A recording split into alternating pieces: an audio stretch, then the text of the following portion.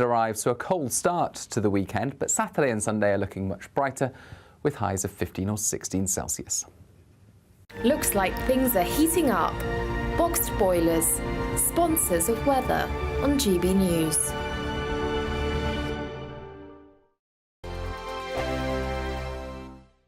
You could be the next Great British Giveaway winner with a whopping £36,000 in tax-free cash in your bank account. Imagine getting the winning phone call for that. £30,000 cash? Oh my God, I'm going to cry. Yes, you see, that is absolutely fantastic. Look at the moon. Oh my God, this is amazing. For another chance to win £36,000 in tax-free cash, text cash to 63232. One entry costs £2 plus one standard network rate message, or text bonus to 63232. 5 entries cost £5 plus one standard network rate message. You can enter online at gbnews.com/win. Entries cost £2, or post your name and number to GB08 PO Box 8690 Derby DE1 9TT. UK only. Entrance must be 18 or over. Lines close at 5 p.m. on the 25th of October. Please check the closing time if listening or watching on demand. Good luck. Good afternoon, Britain. Your lunchtime update on the stories that matter across the UK. From breaking news and insightful analysis, inspiring stories and lively debates. You're comparing yourself to a former Prime Minister. Which is it? Stay informed, stay updated, stay entertained. I just don't know how anyone would not want to be there. Every weekday from midday. We are Good Afternoon Britain, only on GB News. Britain's news channel. Join me, Camilla Tominey, for a frank and honest discussion with those in power that cuts through the spin and gets to the heart of the issues shaping our nation. You haven't confirmed that you want to stand as leader, but you haven't ruled it out either. This report basically says that he's not fit to stand trial. Is he indecisive? Incompetent? I deliver the dose of reality Westminster needs. That's the Camilla Tominey Show at 9:30 every Sunday on GB News, the People's Channel, Britain's news channel. Hi there, I'm Michelle Dewberry and I'm going to take a second to tell you all about my show, Dubes & Co. We start off with the issues of the day. We then bring in both sides of the arguments. We get rid of the disrespect. And then you throw me into the mix. And trust me, I'll tell it exactly how it is. And then, of course, the magic ingredient, you at home. We mix it all together and what have we got, in my opinion, the best debate show in town. Monday to Friday, 6 till 7 on GB News, Britain's news channel. Mark Dolan tonight is your weekend dose of news, debate and entertainment. This sounds like a wild conspiracy theory. Don't miss my big opinion. Mark meets and my take at 10. Democracy is a funny old thing. And we don't do boring, not on my watch. I just won't have it. Let's go and get another glass of that bubbly. You've earned it. That's Mark Dolan tonight, Saturday and Sunday, 9 to 11, only on GB News, the People's Channel, Britain's news channel.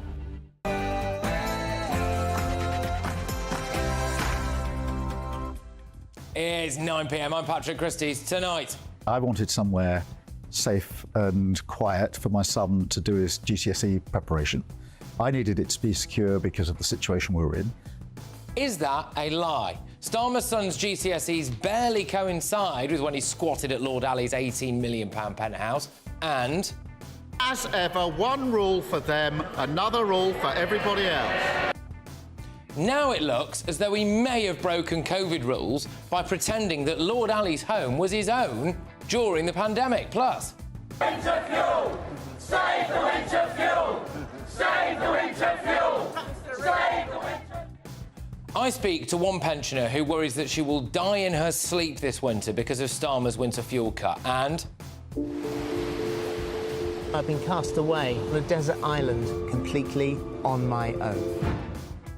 Yeah, I can't believe it either. Philip Schofield is back, but should he ever be allowed on telly again? Apparently, the BBC offered him a role. Surely he's the last person they want right now. Also... Homes for Heroes becomes a reality and not just a slogan. Ahead of other groups, so important. Yeah, that will require regulation to be passed to make that priority. But it's not ahead of all other groups. Should veterans get housing before asylum seekers? Starmer doesn't think so. But I say to the Russian representative on his phone as I speak that I stand here also as a black man, whose ancestors were taken in chains from Africa at the barrel of a gun to be enslaved. David Lammy makes the UN and the Ukraine war all about him and embarrasses himself in the process. On my panel tonight is the director of the Popular Conservatives, Mark Littlewood, landlord and activist Adam Brooks, and journalist and broadcaster Nina Mishkov. Oh, and what's going on here?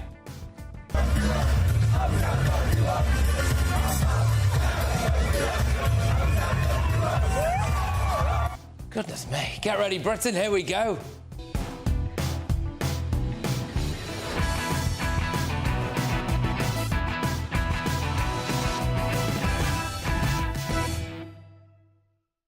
If Starmer houses asylum seekers over veterans, he's finished. Next.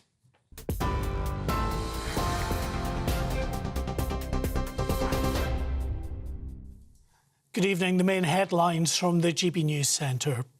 Dozens of prisoners have been let out of prison by mistake as part of the government's emergency release programme. The Ministry of Justice has confirmed that 37 people were released mistakenly on the 10th of September because their offences were wrongly logged. This meant these cases slipped through the safeguards which are there to ensure those convicted of certain types of crimes would not be released. Most of those freed by mistake have now been returned to custody, but 5 prisoners are still at large tonight. The Prime Minister has told GB News there are legitimate concerns over migration levels. Sir Keir said he tended to agree that those levels were too high, but he told our political editor, Christopher Hope, that those concerns were no excuse for violence. You understand, people have legitimate concerns about immigration, and we should debate them. And where they say to me, we think migration is too high, then I tend to agree with that. And the reason is because, well, among the reasons is because of the skills failure over the last years, and we need to fix that. Many people across the country are concerned about immigration, but they wouldn't for a minute go onto the street and throw a brick at a police officer. And I think it is wrong to pretend that they are one and the same. They are not. Well, the Prime Minister was speaking ahead of his speech to the United Nations, where he called for British nationals in Lebanon to leave immediately. Sir Keir said 700 additional UK troops, as well as aircraft and ships, were on standby in the region to evacuate Britons if necessary. Thursday has seen another intense day of cross-border fighting between Israel and Hezbollah. In Lebanon, hundreds of rockets and missiles have been fired by the terror group into Israel, while the IDF confirms it struck more than 2,000 terror targets in Lebanon over the past 3 days. The Prime Minister is at the centre of fresh controversy over a decision to accept several weeks' accommodation at a luxury property in London. The accommodation was made available by Labour donor Lord Ali. The stay was valued at around £20,000. Sir Keir defended his decision to accept the offer, saying it was because his son needed somewhere quiet to revise for his GCSEs after the press surrounded his home during the election campaign. And finally, it's awry Sir Alan Bates.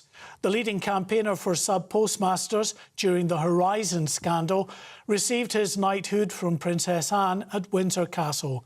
The 70-year-old fought a long campaign after he and more than 700 other sub-postmasters fell victim to a faulty ID system, wrongly accusing them of stealing from their post office branches.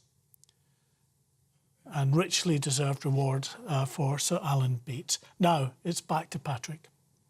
For the very latest GB News direct to your smartphone, sign up to News Alerts by scanning the QR code or go to gbnews.com/alerts.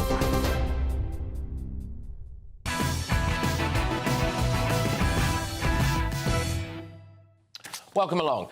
Brave military veterans should get social housing before asylum seekers and people who've entered Britain illegally. That's my view. That is a common view. Yesterday, at a Labour Party conference, Sir Keir Starmer said this. Every town and city in this country, people who were prepared to make the ultimate sacrifice for our nation, who put their lives on the line to protect all of us, but who will not have a safe place to sleep tonight. We cannot stand by and let this happen anymore. So today I can announce that this government will respect that service. We will repay those who served us and house all veterans in housing need. Homes will be there for heroes. Homes for heroes, all right? Now, many people took that to mean that they would get priority when it comes to social housing.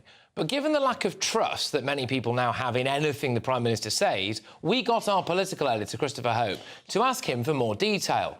And here's what he said. It's a very important commitment that we've made because too many veterans who have, given so much to their country, find themselves without a roof over their head. So because we've taken the difficult decisions on planning, decisions that were not taken for years, we can guarantee that they will have a roof over their heads. But it's not ahead of all other groups. This is unlocking, a real step forward on homelessness for many people who are homeless. Oh, right. OK, so the second you scratch the surface, it completely unravels. Labour's Homes for Heroes is not a policy. It is literally just, we're going to build more housing. Apparently, veterans will not have to pass the local connections test, meaning they don't have to prove that they've got a history in a certain area in order to be able to be given social housing there. But neither will asylum seekers, many of whom will have entered Britain illegally because they're only local to places like Afghanistan and Iraq, two countries that we sent our brave armed forces veterans to go and fight in. Homelessness amongst military veterans in England has risen by 14% in 2022. In fact, Labour's own figures from 2023 showed 500 veterans' households were made homeless every 3 months. So, despite Starmer trying to make out that veterans will have priority housing, the reality is that if somebody comes to Britain on a small boat from a country that we've been at war with and manages to claim asylum at the third attempt because someone from the Church of England decides to vouch for the fact that they're a Christian now, they could be housed before a veteran. Yet again, there appears to be a big difference between what Keir Starmer says in public and what the reality is. This shouldn't be a debate. It should be veterans before asylum seekers every single time. Let's get thoughts from my panel this evening. I'm joined by the director of Popular Conservatives, Mark Littlewood. I have also got landlord and activist Adam Brooks and journalist and broadcaster Nina Mishkov. All of you, thank you very, very much. Mark, so there you go. It's Homes for Heroes and all of that stuff, apart from the fact that it isn't. I thought he ruled out any more gimmicks. Well, quite. And he seemed to concede in this interview with Chopper that he hasn't even built these homes for heroes yet. That we're going to change the planning restrictions and more homes will be built. Look, it's very difficult on social housing. I mean, I would prefer that we didn't have social housing, that we had a world in which people had enough money to buy private housing in each and every case. How do you order it? And you make the point very well, Patrick, that it seems extraordinary that an asylum seeker should be above the queue from a veteran. But I don't think asylum seekers should be in the queue at all for social housing. If you're an asylum seeker, you should be here fleetingly while we consider your claim. The idea that we're putting you up in number 9 Acacia Avenue for a few years is madness. I mean, you should be in very temporary accommodation.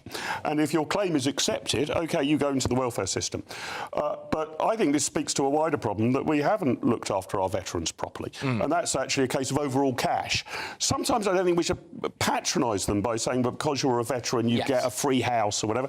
They should be looked after financially, then they can make their own decisions. But the idea that these two cohorts would be in the same queue is absolutely bizarre. Yeah, I mean, so at conference yesterday, he does say, homes for heroes. But the reality, when you scratch the surface, is that those people will not be skipping any kind of queue at all, realistically. Do you think that's wrong? Should they be housed before asylum seekers and illegal immigrants? Veterans should take priority. They've served this country. And we have our freedoms because of veterans. No asylum seeker should be housed in this country before our own needy are housed, in my opinion. Angela Rayner scrapped the plans to prioritise long-term British citizens over foreign-born. Why did she do that? You've got to ask that question. We've got thousands of elderly people this winter that will go hungry and freeze to death because of Labour's policy to withdraw the winter fuel payments. But someone can come over on a dinghy and be housed, fed and get free healthcare. For me, that's embarrassing to be part of this country that does this to not only our veterans, our citizens and our elderly. Nina, do you think it's fair that somebody who's maybe just come over from literally wherever, whether it's Sudan or Afghanistan or Eritrea or whatever, could be higher up the social housing queue than someone who's had a leg blown off in Afghanistan fighting for this country? I don't think that's necessarily the case. I think that that's the way you've interpreted it. In fact, the Labour Party, before they were in power, in April last year, April 23, they set up this campaign, Homes Fit for Heroes. So they have been planning this all along. It's not just some gimmick they've come up with for conference. That is fact. And if you actually ask how many homeless veterans there are at the moment, the latest figures were about 2,100. They are going to find places for those 2,100. They are not going to wait for houses to be built. Those people will get priority. They will. There's nobody saying that the asylum seekers are going to be housed and they aren't. And there are other categories who also demand our attention. Victims of domestic violence. Social carers, you know, they also need... Should they all be put before illegal immigrants? No, it's not a question. Yes. There will be room for everybody. Well, but this is the difficulty. Well, there isn't room for everybody because there's scarcity. No, but there's scarcity in the housing market. But the thing is, you're implying that Starmer, and I must keep repeating this, I didn't vote for Starmer, and I'm not his apologist, but I'm just saying, trying to make it a fair, level playing field. It is not that Starmer is pro-asylum seekers and anti-everybody else. It is not that at all. Okay. And you mentioned the countries from which they come. Afghanistan in particular, where our heroes went and fought, where Prince Harry was deployed. But it's a massive it's a massive risk. Yes. Because the Taliban wants but may me point out to you, many of those people who arrive here on boats are people that we have abandoned, who are our interpreters. There are people... I don't agree, frankly, that there's not enough interpreters in the world for the amount of Afghans... There's not just... So here's the issue there. Nina, you might be right, but the Prime Minister was extremely unclear on the clip that Patrick just showed. And if you are going to allocate state resources like social housing, and there is a fixed amount of it. I mean, I would love to see the stock grow. We haven't built anything like enough houses. Then you need to have a priority order. And you can argue about whether veterans should be at the top or women who've suffered domestic abuse should be at the top, or people with local connections, or people who've paid taxes for 50 years. You can argue about what the exact order should be, but you need an unambiguously clear priority list. And I'm afraid the Prime Minister did not enunciate anything approximating a clear priority list. I don't think he can. Adam, just to say, you know, he's there at conference, he says one thing, and what any right-thinking person would take from that is that there is going to be a priority for a group of people. And then when you ask him, he repeats the line about, like, oh, we're going to do loads for them and everything. And then you say, well, will they get priority? And he goes, well, not over other groups. Well, and I can tell you clear as day what's going to happen. That's because he wants the headlines in all the papers to look like they are prioritising the veterans. You dig deeper, and they're not. But it's not just veterans. There are people in my local area, young adults, that are sleeping on parents' settees because they've been told the waiting list for social housing is years. And again, you speak to them and the anger that they feel when they see people coming across the channel illegally, shouldn't be here. Half of them are economic migrants, and they are being housed before our own. It has to stop. Half, it's not true that half... More than half. No, it's not. It's way less, because the percentages of people who are allowed to stay here are way above But half. you agree, Nina, that British citizens should get priority above asylum seekers, and then we can have a separate argument about the way we'd prioritise British citizens, because there's a whole code, you know, domestic violence against being a veteran, connections to the local area. But do you agree British citizens should be a higher priority than asylum seekers? I think everybody has an equal right. Well, then there's no priority. No, it has to be worked out, because... Well, that's why I'm asking you. No, the thing is you have to be fair. These well, people I would give British citizens priority over asylum. Well, of course you would. Yeah. But of course you would. That's quite a common view. I think that is fair. That's the majority view. Well, go on. Not necessarily the majority view. It's the vast majority view. The point being that we have to find... the thing is, you cannot blame Keir Starmer for the situation we are in now. We can blame the Conservative... I'm blaming him for not being very clear on what his solution is. We can blame the Conservative Party for fetching us up in this state. where they haven't looked after I'm veterans. only blaming Keir Starmer for not being very clear to Christopher Hunt. I blame consecutive governments. That is a just interpretation. You can go back as far as Margaret Thatcher and blame her for selling off. So he should be clear that British citizens should get priority over asylum seekers. I think it's not a very difficult sentence to say in an interview. I think it should be equal. I think we should. Well, there's no priority. There's humanity it's involved. Done by lottery. There's humanity involved. And as I say, you go back to Margaret Thatcher, and she didn't build enough houses. The main thing that people on the ground want to see is us stop sending billions abroad, helping everyone but our own. We must not start everybody helping thinks like our you. own. Most people think like me. Trust me, Nina. Trust me. Do you agree that we're a generous nation? We're a generous and open nation. We're not a racist nation. We help who we can. Until we can help our own, we cannot help others. When it comes to children in need, we are a very generous society, so are we let's not? Look after our own. Can I just finish? Okay. Can I just finish my point? Do you know that Muslims give 4 times the amount to charity per year than the average Brit? Did you know that? Because if you do, because you might also want to check the ONS stats on that, because they also do the unemployment rate by religion, and unfortunately, Muslims do feature very, very highly. What has religion got to do with this argument? I'm not saying, but I'm saying that you're implying. But Nina, the key question here is: do you prioritise British citizens or particular cohorts of them, like veterans, like victims of domestic violence, above asylum seekers? Or don't you? You said there should be no priority. The Prime Minister just seems to be unclear. I'm not blaming him for what he's inherited, but I am blaming him for not being clear about it. If we're being asked to have 1.5 million new homes built in a year or whatever they're going to do, in 5 years or whatever it is, I think some people would be perfectly willing to accept that maybe the green belt or the field at the back of their house has to be built on if they had relative confidence that the people who are going to live in those houses were going to be veterans or they were going to be, British people who are currently in need and haven't got a house. If actually the reality is that a lot of those homes are going to go to people who've maybe just arrived across the channel, maybe some people will be fine with that. But I think people would have a right to say, well, hang on a minute, I don't particularly... I want my taxes to help Brits before foreigners. Can I just say, the people who would qualify, the asylum seekers who would qualify for social housing, will be people who will have been accepted as migrants, accepted as migrants, and therefore they will be part of our society. Yes, okay. They'll be working and they'll be paying taxes. No, they won't, Nina, because they're also at most urgent need of being made homeless, because we put them in hotels for a bit, and then you accept them, and then you've got 28 days before you're on the street, so they can go to the top of the housing waiting list. This is an issue that people. We need to integrate them into our society. We don't get them working. But we also need to look after our own. We are massively over time. Thank you very much for a lively start. OK, right, still to come. Keir Starmer has finally admitted that people who are worried about immigration are not far right, but it comes just one day after his Home Secretary sparked outrage with this shocking claim. The Tories, with their mates in Reform, are just becoming right-wing wreckers. Well, Reform UK MP Lee Anderson joins me very, very soon to hit back to that. But first... I've been cast away on a desert island completely on my own. Yep, I still can't believe it. That's right, former ITV presenter Philip Schofield is set to make a TV comeback 16 months after he was axed from This Morning for having an affair with a younger colleague. It was unwise, but not illegal. But does he deserve a second chance? Businessman and activist Adam Brooks, who you've just seen a bit of there, is going to go head-to-head with journalist and broadcaster JJ Anisobi. That's in just a few minutes' time. Stay tuned.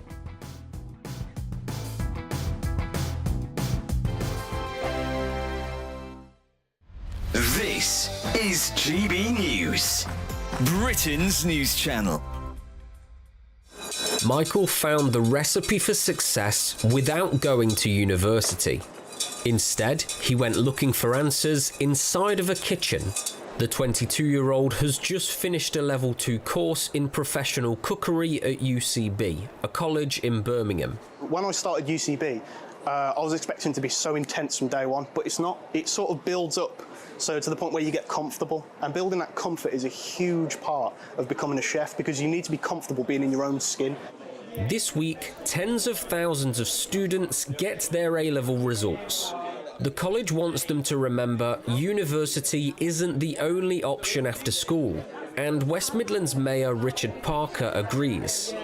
university is the right route for lots of our young people, but there are other pathways to getting access to qualifications that will give young people the skills they need to succeed in life. Further education principal Rosa Wells says apprenticeships and technical courses are also great routes to a career. Here at University College Birmingham, we offer vocational courses. These are hands-on technical courses that can give people a different opportunity, something different to school. So we've got brilliant facilities that really give students industry standard training. A skills shortage across the UK means youngsters learning trades are desperately needed. 36% of job vacancies are due to shortages. The Labour government's new body, Skills England, has been created to bring training providers and businesses together with local and national authorities plus unions to target trade gaps and regional requirements. Michael's now finishing his qualification. Where he goes next is down to him. GB News, the People's Channel. Good afternoon, Britain. Your lunchtime update on the stories that matter across the UK. From breaking news and insightful analysis, inspiring stories and lively debates. You're comparing yourself to a former Prime Minister. Which is it? Stay informed, stay updated, stay entertained. I just don't know how anyone would not want to be there. Every weekday from midday. We are Good Afternoon Britain, only on GB News. Britain's news channel.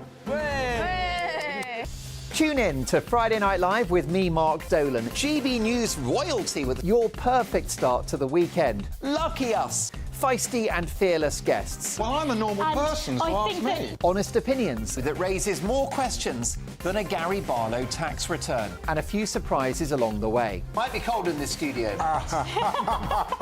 That is Friday Night Live with me, Mark Dolan. 8 to 9 only on GB News, the People's Channel, Britain's news channel. The king of breakfast TV is back. That's right, Britain's favourite TV host, Eamon Holmes, returns to Britain's hottest breakfast programme. Breakfast every day from 6 a.m. only on GB News, Britain's news channel.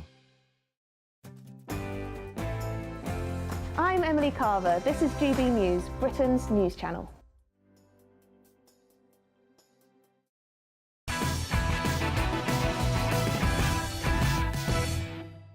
Welcome back to Patrick Christys tonight on GB News. Now, Reform UK MP Lee Anderson joins me live very, very soon. But first, should Philip Schofield be allowed to return to TV? It's time now for our head-to-head.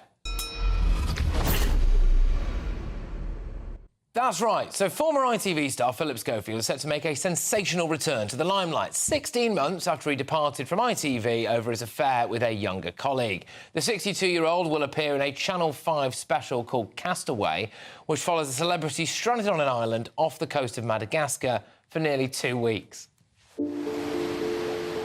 I've been cast away on a desert island completely on my own.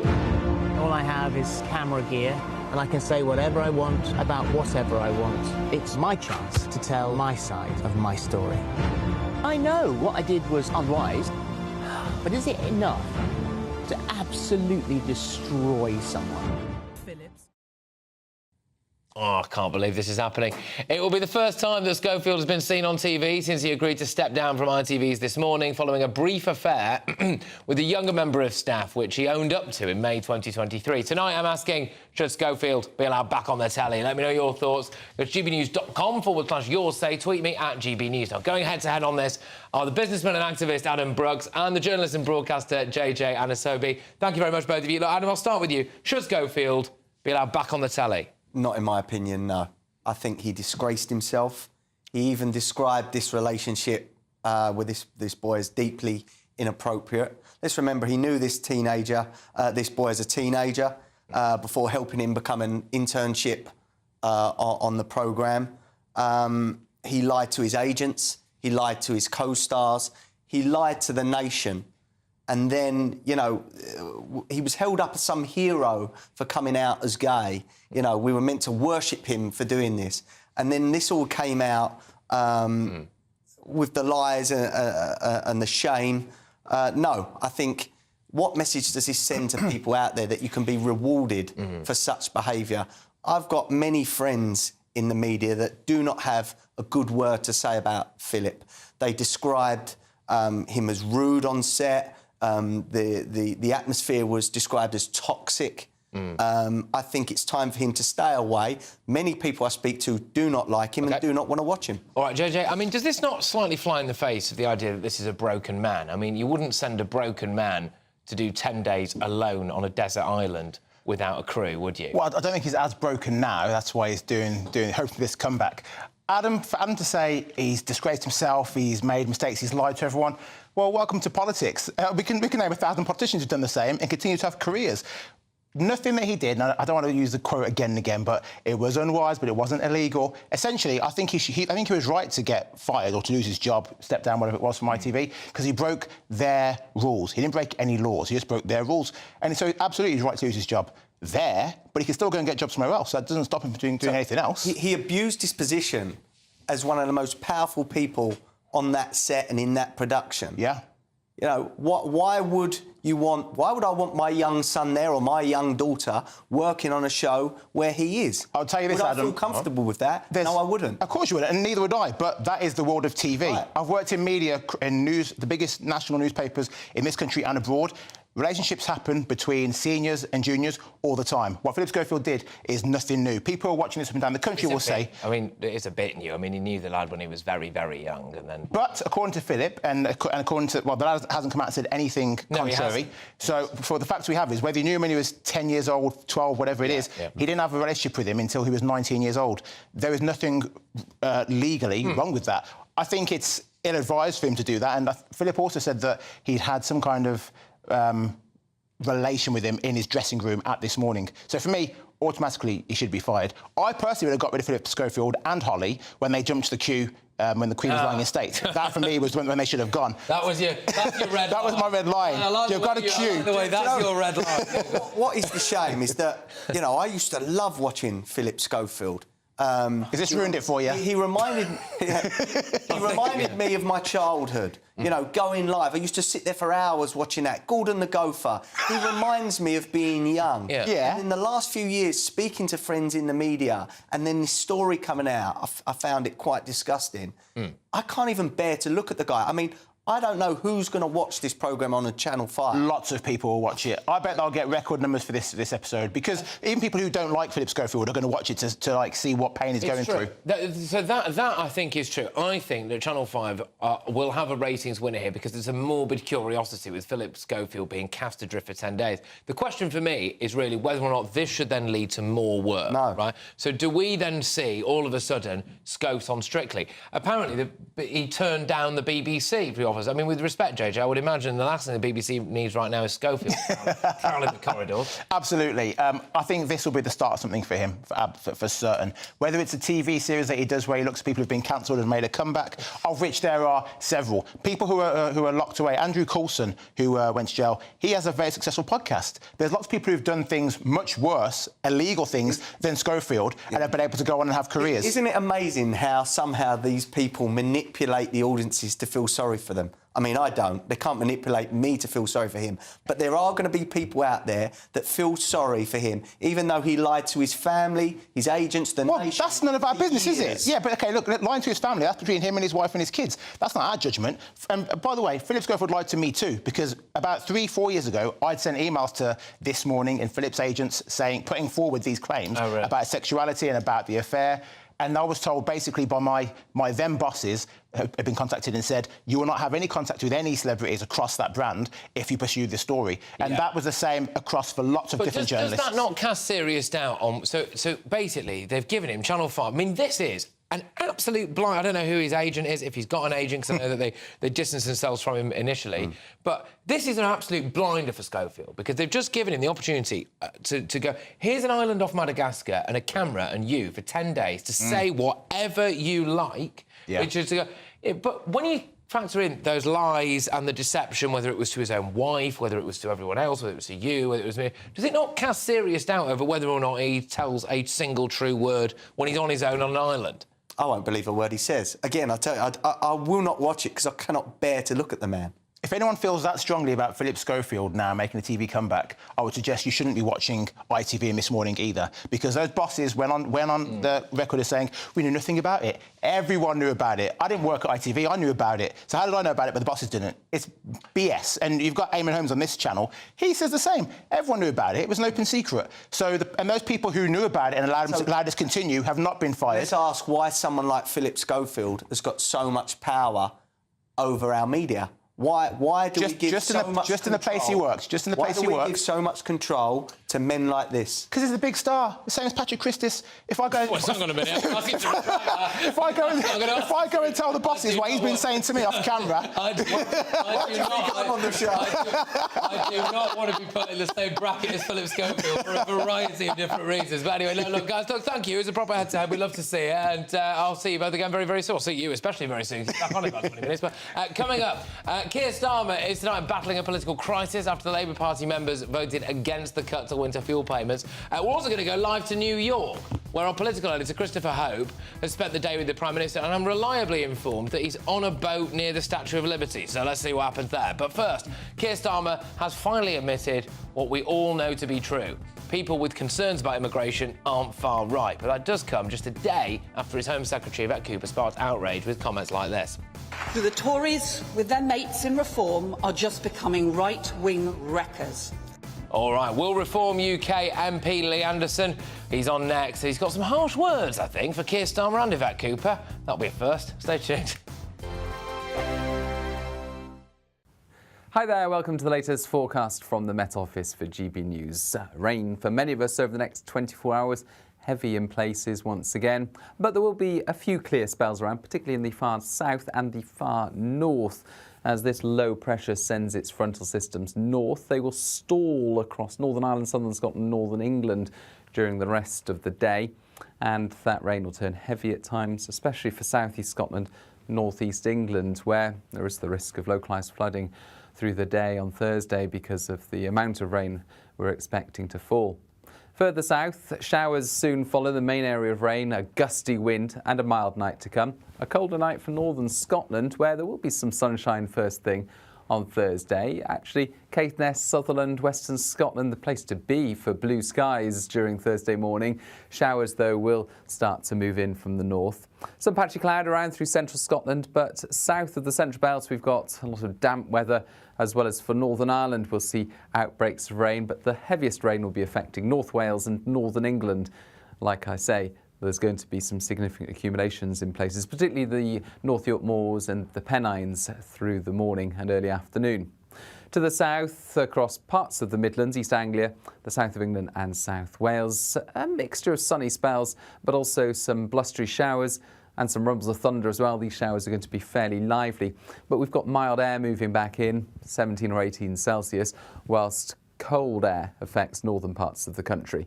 That cold air spreads south during Friday after some heavy rain first thing through the M4 corridor into the M5 as well. Could cause some problems during the morning rush, but that rain does move through, and then brighter skies for many and a chill in the air as northerly winds arrive, so a cold start to the weekend, but Saturday and Sunday are looking much brighter with highs of 15 or 16 Celsius. The Britain I grew up in was the most peaceful, gentle society that has ever existed. That has been destroyed. Opinion polls show immigration is the #1 concern to the British public. Are you proud to be British? Yeah, I'm ever so proud. My name is Stephen Edgington, and in this documentary, I want to find out how Britain became a nation of immigrants. Immigration, the truth. Available at gbnews.com. Join me, Camilla Tominey, for a frank and honest discussion with those in power that cuts through the spin and gets to the heart of the issues shaping our nation. You haven't confirmed that you want to stand as leader, but you haven't ruled it out either. This report basically says that he's not fit to stand trial. Is he indecisive? Incompetent? I deliver the dose of reality Westminster needs. That's the Camilla Tominey Show at 9:30 every Sunday on GB News, the People's Channel, Britain's news channel. Hi there, I'm Michelle Dewberry, and I'm going to take a second to tell you all about my show, Jubes & Co. We start off with the issues of the day. We then bring in both sides of the arguments. We get rid of the disrespect. And then you throw me into the mix. And trust me, I'll tell it exactly how it is. And then, of course, the magic ingredient, you at home. We mix it all together, and what have we got? In my opinion, the best debate show in town. Monday to Friday, 6 till 7 on GB News, Britain's news channel.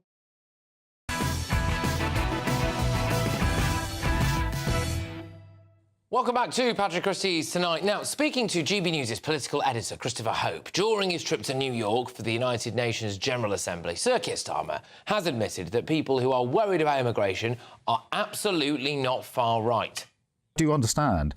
People have legitimate concerns about immigration. I think people who are genuinely concerned about immigration aren't and should not be. So people are worried are not far right, are they? They're not worried, but they're not far right individuals if they're worried about immigration. No, absolutely not. No, quite. Many people across the country are concerned about immigration, but they wouldn't for a minute go onto the street and throw a brick at a police officer. And I think it is wrong to pretend that they are one and the same. Yeah, I think he squirmed a bit there, to be honest with you. But that comes after Home Secretary Yvette Cooper yesterday stuck the boot into Nigel Farage's Reform Party and the Tories over the response to last month's riots. I've been shocked by the response from some of those in political parties on the right who once claimed to care about law and order. After rioters attacked the police, they should have given full-throated backing to our brave officers. Instead, too often we've seen them undermine the integrity and authority of the police. The Tories, with their mates in reform, are just becoming right-wing wreckers. Well, joined now by the former UK MP for Ashfield, it's Lee Anderson. Lee, thank you very, very much. What are your comments to the Home Secretary there, Yvette Cooper, who says that you're right-wing wreckers? Well, listen, Patrick, she says it's important that we must back our police.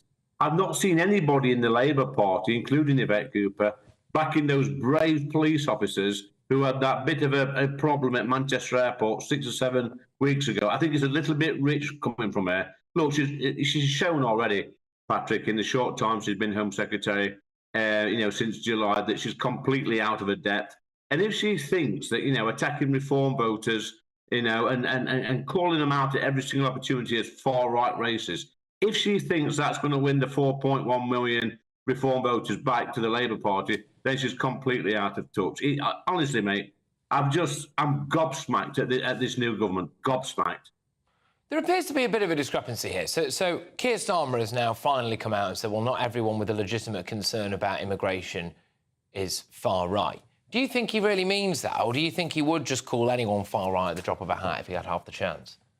To be honest with you, Patrick, I don't think he knows what he's doing from one day to the next. He's making gaffes all over the place. He's been an absolute disaster. He's probably the most unpopular Prime Minister in my lifetime. He's only been PM for about 10 weeks. He's out of his depth, like the whole Labour front bench. He doesn't know what he's saying, he doesn't know what he's doing. He's in a complete mess. I mean, look at the state of him. Release the sausages was probably a personal highlight, and I was quite annoyed. I was off yesterday, to be honest, because I would have quite liked to have reacted to that. I couldn't quite make out exactly what he said at the time, but yeah, whatever it was, release the sausages. Not a particularly good thing. But do you think though, Lee, that when he's saying things like, "Look, OK, I now understand that everyone can have legitimate concerns about immigration, and we need to have a debate about that," then actually he's moved a bit there, that maybe he is now waking up to the idea that people do actually care about whether or not their local area changes forever? I think what you have to realise, Patrick, is that Sir Keir Starmer was never intended to be the Prime Minister of this country. He was a stopgap for the Labour Party. He was supposed to be a levelling leader of the Labour Party, to rein the lefties in and steady the ship. We all know that it was Wes Streeting that was destined to become Labour leader, ready for a strong campaign in 2029. So this has fell apart. I feel a little bit sorry for him, to be honest. He's out of his depth. He doesn't know what he's doing. It's one scandal after another with the donations, etc. Completely out of touch with the country. You know what? He needs to go away somewhere and reflect upon his behaviour since he become the Prime Minister. It's interesting because, you know, I've seen now several quite prominent left-wing Twitter accounts. We're what are we, 82 days or something into this Labour government now? Yeah. And I am seeing them come out and say there's no way he lasts a full 5 years. Obviously, Keir Starmer will think that he's able to pull it around, no doubt. And certainly the Cabinet would rally around him. And Lee, I imagine as well, some people, Lee, would say, well, you know, he might not be destined to be Prime Minister, but I suppose if reform hadn't gone after the Tories, then maybe he wouldn't be. But I'm gonna whiz us on. To dozens of prisoners being mistakenly released early from jail under the new emergency scheme to free up space. I mean, this is a complete shocker. According to the Daily Mirror, 37 prisoners who were jailed for breaching restraining orders were wrongly let out after their offences were logged under outdated legislation. And worryingly, 5 of those prisoners have not yet been returned to jail. I mean, I'm sorry, Lee, but I thought this Labour Party leader, Keir Starmer, was forensic. Well, listen, Patrick, it's not only sausages that Sir Keir Starmer wants releasing, it's also dangerous criminals from our prisoners as well. Look, this is not an accident that's being reported. The Justice Secretary actually should resign over this. I mean, what about the victims and the victims' family, Patrick, who were sat there watching this tonight knowing that some of these criminals are roaming the streets that attack their loved ones? It's an absolute disgrace, and it just shows you what the Labour Party actually think about law and order in this country. It's shameful. But where are the other 5? 5 of shameful. them. 5 of them have not yet been returned to jail. You know, what are they doing? Are they in the Costa del Crime with their trotters up? I mean, seriously, what's going on? We don't know where they are. We don't know who they are. We don't know what crimes they've committed. If we can't find them, how on earth could we promise their victims that they would be kept safe? These could be domestic abusers. They could be anyone. They could be out there right now, prowling the streets, looking for the person that they wronged initially to go and get you know, before they got put in jail. I tell you what, Patrick, if you are a victim, a female victim of domestic abuse, and your abuser has been let out this, you'll be absolutely horrified, scared. You don't know where these men are, where they're hiding, where they're holed up. It's terrifying for the victims' families. And I don't understand how you can make such a basic mistake. Yeah, I can understand if they really have to release some prisoners, which I don't agree with, by the way, but they have to be low risk. People that's been abusing people, you know, attacking people, they should be locked up and not released. But you do think the Justice Secretary should resign over this, really? He should resign, absolutely resign. This is incompetence at the highest level. How can you release, Patrick, seriously? How can you release dangerous criminals onto our streets and you know, not even inform the victims? It's unbelievable. Did the Tories not put her in this position, though, Lee, by not having enough prison spaces, not building enough prisons? I know you're not a Tory now, but you were for a while. They probably did, Patrick. I mean, they've got to... I see you smirking there, young man. They probably did to some extent, but I don't think even the Tories would have made this big a mistake. If you're going to release prisoners, if you really, really have to, at least put the checks in place, do your homework, make sure you know where they are. Or know where they are, so that if you need to recall them, you know, this is it. Oh, yeah. Yeah, or put a curfew. I know. I mean, it is an absolute shocker, and it's just every single day something like this seems to happen. Lee, look, thank you very much, Lee Addison there, who's a Reform UK MP for Ashfield. Right, now then, coming up, do you remember this? Getting jabbed, wearing masks, and working from home if we can really will help prevent infections and help prevent the NHS being overwhelmed. Working from home if we can. Well, it's emerged today that Keir Starmer filmed that Christmas message from Lord Ali's penthouse apartment in December 2021, when COVID rules apparently stipulated that everyone was meant to work from home. Oh, and he's also claimed that he accepted £20,000 worth of accommodation so that his son could study peacefully for his GCSEs. Was it just me? Or does it maybe feel like Starmer's being economical with the truth? There's a heck of a lot to go out there. I will tackle that at 10 p.m. But first, Starmer's also battling another political crisis after Labour Party members voted against his cut to winter fuel payments at the party's conference today. I'm going to take you live to New York, where our political editor, Christopher Hope, has spent the day with the Prime Minister. He's got the inside track on that. And then at 10:20 as well, I'm going to talk to a lady who is quite literally worried that she might die in her sleep this winter because of the cuts in winter fuel payments. Stay tuned. Good afternoon, Britain. Your lunchtime update on the stories that matter across the UK. From breaking news and insightful analysis, inspiring stories and lively debates. You're comparing yourself to a former Prime Minister. Which is it? Stay informed, stay updated, stay entertained. I just don't know how anyone would not want to be there. Every weekday from midday, We are Good Afternoon Britain, only on GB News. Britain's news channel. Martin Daubney, weekdays from 3 p.m. Strictly starts tomorrow. There's been a bit of controversy around this year's show. What are your thoughts on that? You've been defending Giovanni. What's your thoughts on all of this year's show and the build-up to it? Oh, I think it will be as wonderful as it's always been. You know, it's an uplifting show, isn't it? It's got the glamour, everything. There's nothing to make you sad in it. And, you know, I had the most amazing time. And Giovanni was my partner. And it's still, you know, a life-changing experience. And at that time in my life as well, it was a year after Paul, my late husband, had died. You know, it was a tough, tough time. And it just totally brought me out of all my grief. And everyone on the programme is just so lovely. It's like a big family. And my experience of Giovanni, I know other people have said they've had a different experience, but mine was he really looked after me in my grief. I remember, Debbie, at the time you spoke so movingly about how dance was like therapy for you. It helped to bring your Shazam back. It got you back on track. But I got to ask you at all about the investigation that's being carried out in Giovanni. Do you think that can be properly conducted? And have you been approached to give any evidence in that? I think it will. I'm sure that, you know, they will do it very thoroughly. And the fact that it's taken quite a long time, you know, is that they're really going into it to make sure they make the right decision at the end of it. And I think lots of people will be invited to give their experience of Strictly. So I just hope at the end of the day, you know, I don't want anyone to be bullied. You know, I'm really against all of that. GB News, the People's Channel. Are the newspapers getting you down? My wife didn't divorce me that month. Struggling to separate the wheat from the chaff? I know that it's a bit of a circus at the best of times. Well, don't worry. Headliners has got you covered. We'll take the burden of reading the day's news, and if we get depressed, who cares? It's an occupational hazard, frankly. That's Headliners on GB News from 11 p.m. till midnight, and the following morning, 5 till 6 a.m. on GB News, the comedy channel. Nah, just kidding. Britain's news channel.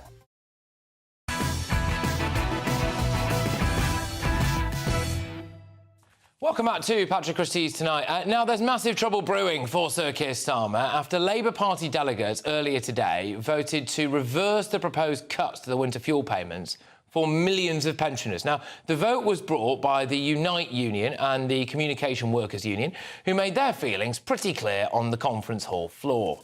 Winter fuel! Save the winter fuel! Save the winter fuel! Save the winter... There we go. But in an interview with GB News' political editor Christopher Hope, Starmer refused to back down.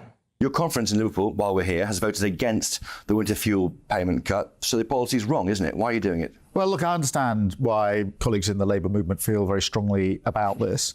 Conference policy doesn't make government policy. And we've had to take a difficult decision because... So you'll defy them? You'll defy the vote? Well, last government left a £22 billion black hole. Unaccounted for, off the books. We've got to deal with that. That means tough decisions.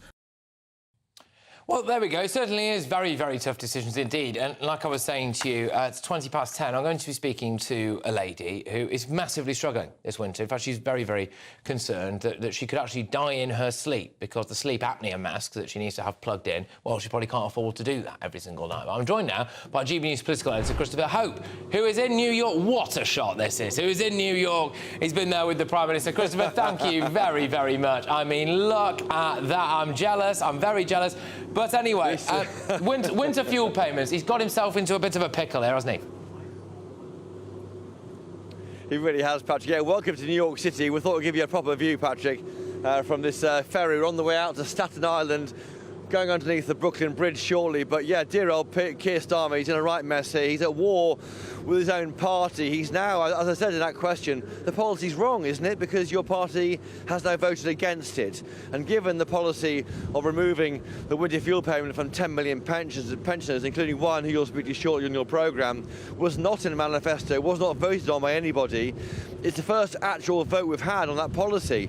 And guess what? It's been voted down by the Labour conference. So a difficult time for him. He's here, though, by the way, on the world stage. He's meeting with Zelensky, the Ukrainian leader. He's been trying to press a case for support for Ukraine against Russia as it fights that war. But also you're seeing issues there in Lebanon, where the UK is leading an airlift, or will be shortly helping getting people out of Ukraine with warships in the region, out of Lebanon, forgive me, because of the increasing battle there with Hezbollah fighters and Israeli troops. So he's trying to be the global statesman. Tomorrow he speaks to the UN General Assembly. He meets business leaders in the morning to encourage more investment in the UK. But at home, it's very, very tricky. As ever, politics comes at you very quickly nowadays. And it's tricky for him, isn't it? Because he's obviously copying it from the right when it comes to the winter fuel payments. But he's also copying it quite significantly from the left, from the trade unions as well, who brought this vote at conference today. There were boos in the conference hall when Rachel Reeves mentioned that they had to do it. And I just don't think, Christopher, that the public at large necessarily buys this idea of this £22 billion black hole being responsible for elderly people potentially freezing to death this winter. And I wonder if he gets that.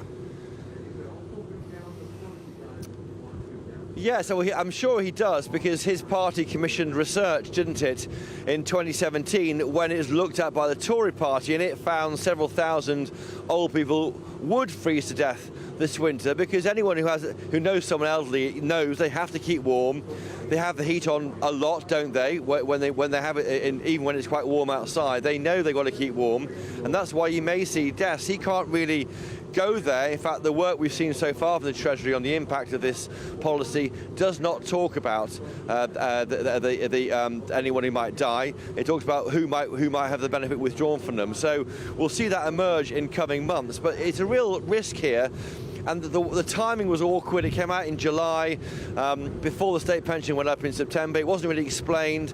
It was announced on the same day they put money into the pockets of public sector workers. So I think it's a difficult policy. And I wonder whether, Patrick, it might be their version of the Liberal Democrats' tuition fees increase, where the party never really recovered from that. I think it's a long road back for this for Keir Starmer. And he's, of course, assailed by the row over freebies. I mean, the latest one tonight is saying that he gave statements out from at the time of the COVID pandemic, when people were encouraged to work from home, but didn't have to work from home. He was in Wahid Ali's apartment with Christmas cards behind his desk. It's all difficult to explain, and it looks awkward for him. It does. It looks awkward. It looks awful. And actually, Christopher, we're going to be talking about that next. Christopher, thank you very, very much. That is our political editor, our wonderful political editor now, Christopher Hope. I mean, what a shot that is. You take care. Don't fall in. That's all I'll say. But anyway, thank you very much. Now, coming up, thank you very much for your generosity, because my fundraiser for Friends of the Elderly has now reached more than £180,000, and actually there's another £38,000 worth of gift aid there. So when you add that up, we are basically at 225 grand, which is unbelievable. I'm going to be joined shortly by a pensioner who worries, you know, very regrettably, that she will die in her sleep this winter because of the winter fuel cut. And it's stories like hers that make your donations all the more important. If you can, and I don't want you to put yourselves in personal difficulty here, but if you can, please go to justgiving.com/page/Save Our Seniors. That's justgiving.com/page/Save Our Seniors. There's even a barcode on your screen there. That money's going to Friends of the Elderly. They give grants and other things to elderly people who have fallen on hard times or are struggling to make ends meet. And like I said, I'm going to be bringing you a story a little bit later on in this show that I think really hammers that point home. The target ultimately is £260,000. I think we'll do that. So thank you very much, everybody. But next, yes, well, Starmer has claimed that he accepted 20 grand of accommodation so that his son could study peacefully for his GCSEs. I'm going to have a close look at this. Is that a lie? I'm going to be tackling that with my panel next. The other aspect of this is, remarkably, did he break COVID lockdown rules? What's going on as well? Can we trust a word that this man says? Every single day, there appears to be another scandal, and today is no different. Stay tuned. A brighter outlook with Box Solar, sponsors of weather on GB News.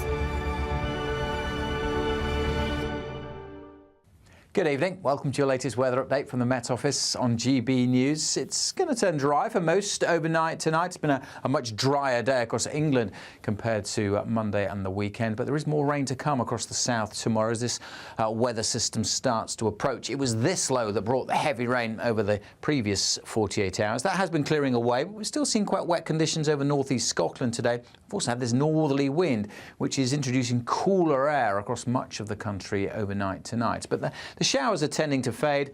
We will see a few more across southern England and South Wales. It will stay quite mild here, double digits, but elsewhere with that cooler air coming in, we're into single figures and some pockets of frost likely across parts of Scotland first thing tomorrow morning. We'll still have a few showers coming in first thing as well, getting into northern Scotland, but these central parts of Scotland, that blue hue on the map, that is telling us, yes, temperatures are going to be down to freezing or a touch below through some sheltered glens.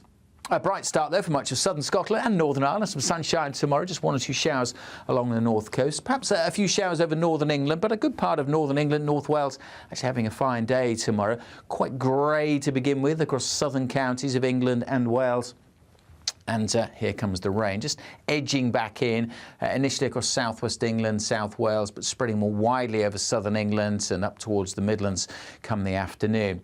As I mentioned, much of northern England, Northern Ireland, a good chunk of Scotland actually, just dry and bright tomorrow with some decent spells of sunshine. But it will be on the cool side, temperatures struggling into the low teens. A little milder further south, but not feeling all that mild with the wind and the outbreaks of rain, which will push north on Thursday and could cause some further issues as this line of rain kind of grinds to a halt. So we do have a Met Office yellow warning in place over much of northeast England, parts of southern Scotland, Northern Ireland and North Wales also seeing a wet day, but in the south turning a little milder and a little brighter on Thursday.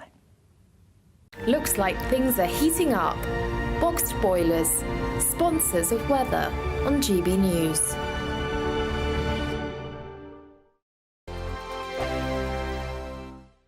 There's an incredible £36,000 to be won in the Great British Giveaway. That's like having an extra £3,000 each month to play with. And because it's totally tax-free, you get to keep every penny and spend it however you like. We could be paying for your entire year until 2025. How amazing would that be? For another chance to win £36,000 in tax-free cash, text CASH to 63232. One entry costs £2 plus one standard network rate message, or text BONUS to 63232. 5 entries cost £5 plus one standard network rate message. You can enter online at gbnews.com/win. Entries cost £2, or post your name and number to GB08, PO Box 8690, Derby DE1 9TT. UK only. Entrance must be 18 or over. Lines close at 5 p.m. on the 25th of October. Please check the closing time if listening or watching on demand. Good luck.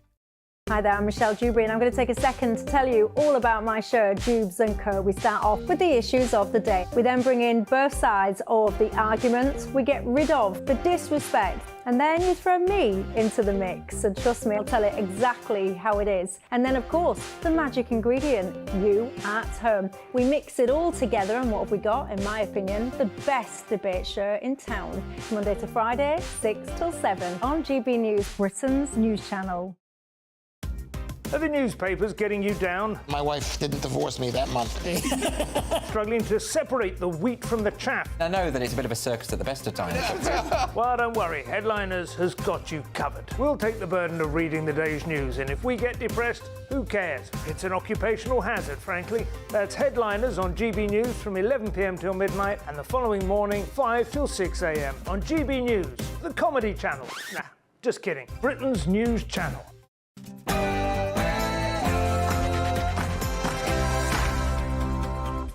It's 10 p.m. I'm Patrick Christys. Tonight, I wanted somewhere safe and quiet for my son to do his GCSE preparation.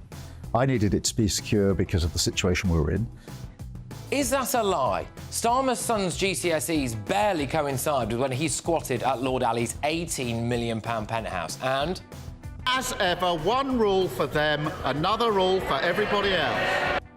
Now it looks as though he may have broken lockdown rules by pretending that Lord Ali's home was his own during COVID. Plus, Winter fuel! Save the winter fuel! Save the winter fuel! Save the winter... I speak to one pensioner who worries that she will die in her sleep this winter because of Starmer's winter fuel cut. And but I say to the Ruston representative on his phone as I speak that I stand here also as a black man whose ancestors were taken in chains from Africa at the barrel of a gun to be enslaved. You wouldn't know it, but that was David Lammy there making the UN speech all about Ukraine, about himself, and in the process, really embarrassing himself. Stay tuned for tomorrow's newspaper front pages because they have been box office recently. And for that, I will have my panel, Director of Popular Conservatives, Mark Littlewood, landlord and activist Adam Brooks, and journalist and broadcaster Nina Mishkov. Oh, and what politicians are busting a move here?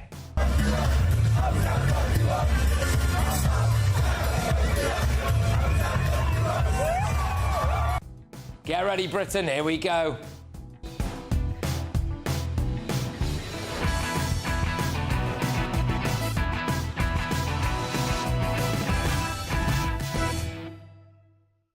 Has Keir Starmer lied about his living arrangements and been caught breaking COVID rules? Next.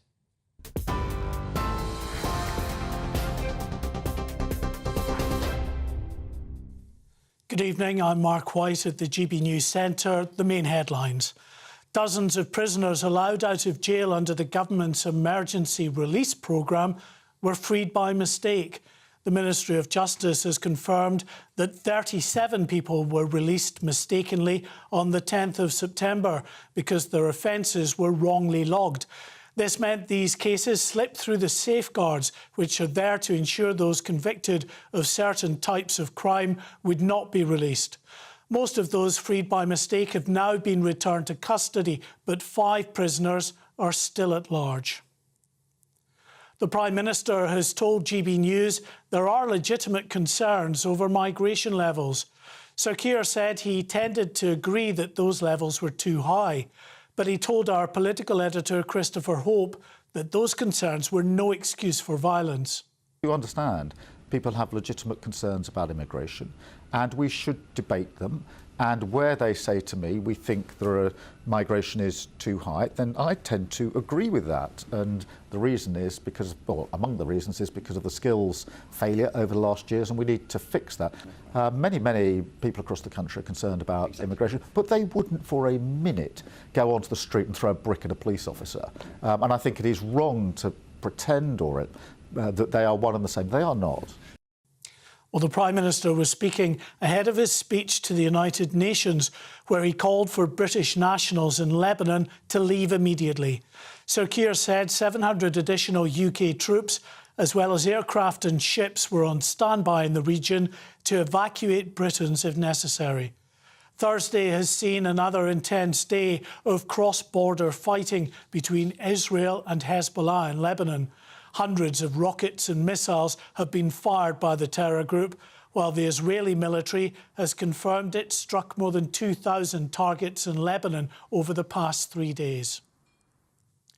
The Prime Minister is at the centre of a fresh controversy over a decision to accept several weeks' accommodation at a luxury property in London.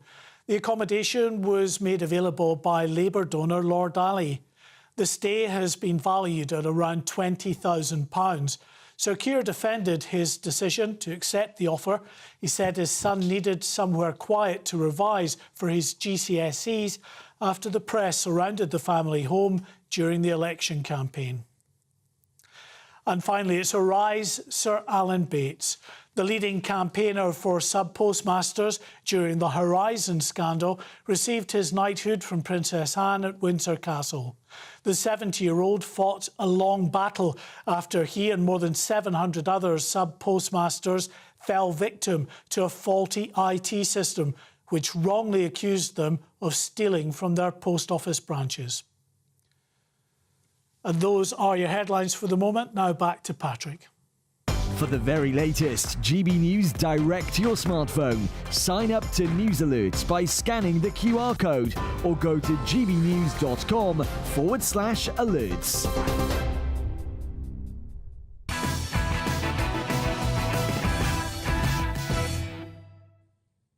The question is this: is Sir Keir Starmer, our Prime Minister, a liar? There appears to be something very murky about his use of Lord Ali's £18 million penthouse. Today it's alleged that Keir Starmer used that penthouse to record a video during the COVID pandemic. There he is with that family picture. You can see it in the background there, just before behind him. Well, it seems that that video was actually shot in Lord Ali's penthouse. So here is a little snippet of that video. Getting jabbed, wearing masks, and working from home if we can really will help prevent infections and help prevent the NHS being overwhelmed. Well, why wasn't he working from home then? Unless, of course, he was. Was Keir Starmer living at Lord Ali's house during the pandemic? Is that why there are family photographs there? Or are they just a prop to make it seem like that is his home? I mean, there are two serious questions for Sir Keir here, aren't there? There appears to be no record on the Register of Financial Interest when it comes to using Lord Ali's penthouse on or around the 13th of December, when that video was released. Should he have declared that? The second issue is, did he break COVID rules? 5 days before that video was released, the government announced that England will be put under Plan B rules. Now, that means that everyone who could was meant to work from home. Does that include working from someone else's home? Either way, Lord Ali has a massive roof terrace, and that must have been really lovely for the Labour leader at that time. But there's more today, because Sir Keir was asked about why he stayed at Lord Ali's penthouse during the summer. Now, he is blaming his child's GCSEs. Well, all that happened is I wanted somewhere safe and quiet for my son to do his GCSE preparation.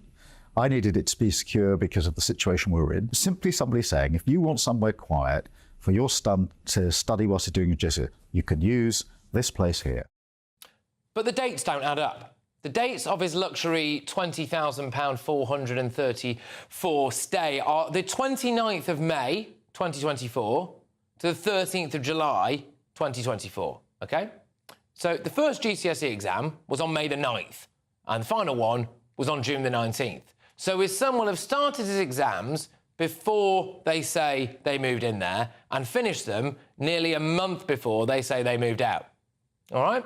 So this has led many people to wonder whether or not our Prime Minister is lying about this. And he's getting very chippy about it too.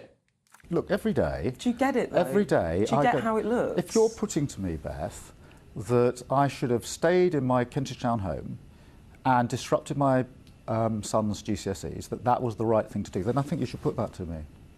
I'll put it to you. I think that's absolutely the right thing. Have you heard of a library? Because apparently there's one just down the road from where we live. But anyway, there's more. Because Keir Starmer has hiked private school fees by 20%. Well, that means that tens of thousands of pupils had their education and actually their lives turned upside down.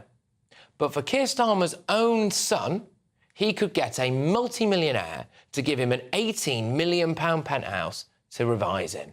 The hypocrisy there is absolutely staggering. But what's more, you just get the sense, don't you, that there might be much more about to come out.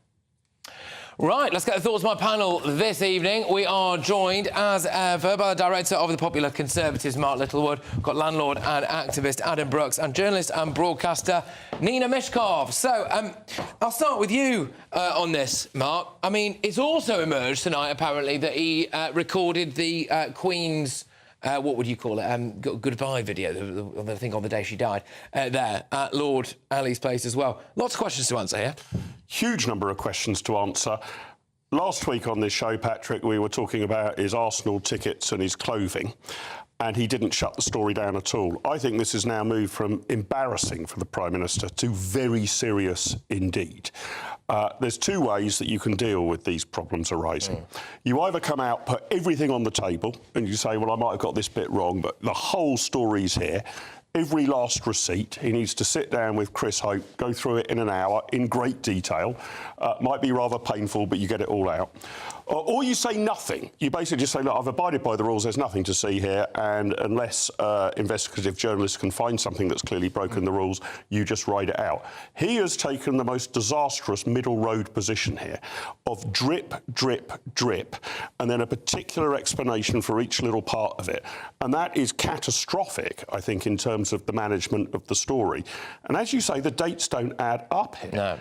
That's what's really curious about it. If it's really about his son revising, I mean, even then, as you just pointed out in your intro, Patrick, it's a bit odd, isn't it, that £20,000 to help Keir Starmer's son revise is a party political donation for people considerably poorer than the Starmer family trying to get £20,000 together to educate their children is now going to be subjected to a tax. Yeah. All of this looks terrible, and he's got to get this out of control now. Having where he's got to where he is now, I think he needs to put every receipt on the table and explain it all in public. If it turns out, Adam, that he breached lockdown rules, and we have, by the way, and I should stress this, we have put all of this to the Labour Party. At the time that I'm saying this right now, they haven't come back to us, OK? But if it turns out that he broke COVID guidance in order to deliver a message from what he made look like his own house, he put the family pictures up behind him, didn't he? Does he have to resign? Yes, he does. After what the attack lines that they went after Boris for, he would have to resign. I mean, this is a man that promised change, yet I think we're 12 weeks on from an election. We find out that he's the most gifted MP since 2019. All these Labour MPs are using their kids as excuses for having these freebies given to them by Lord Ali. I mean, do they pay for anything themselves? This whole revision lie, and it is a lie. I'm going to call the Prime Minister a liar. This is a lie. To stay there then a month after. You don't know that it's a lie. It is a lie. You don't know that it's a lie. It doesn't account for the last month. It doesn't account. But let me just finish. I've put my kids through private school. I work 3 jobs. I now feel like a failure because I've just taken one of my kids out. I'm in the process of taking the other 2 out over the next few months. That, to look my kids in the eye and feel like a failure is a terrible thing.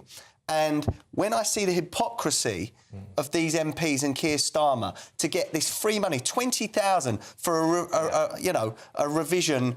Well, it doesn't add up. So that's what the cost. So that's the equivalent. So yeah. I'll make one thing very. Firstly, for what I will say is you're not a failure, right? For a start. So it makes you feel like a failure, and that's because of Labour policy. Okay. The other thing I will say is the equated value apparently for the length of time he had that. Was in that property would have been about 20 grand. He was never handed 20 grand by Lord Ali, but OK, that's the value. But it's a kick in the teeth, Pat. Yeah. So, Nina, right, why should kids... right, now let me just deal with it. Is it not a lie, right? His son's GCSEs finished a month before they conceivably moved out of that property. He didn't need it for his son's revision, did he?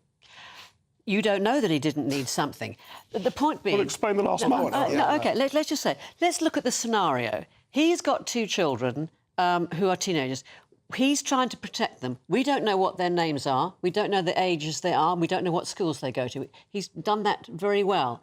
But still, from the moment that the election started, the election campaign started, that the house that he and his wife and the children live in all have been just under siege from cameras day and night. Now, you look at that scenario, and maybe the first exam had taken place and a situation had arisen in the family where the kid is feeling under terrible stress.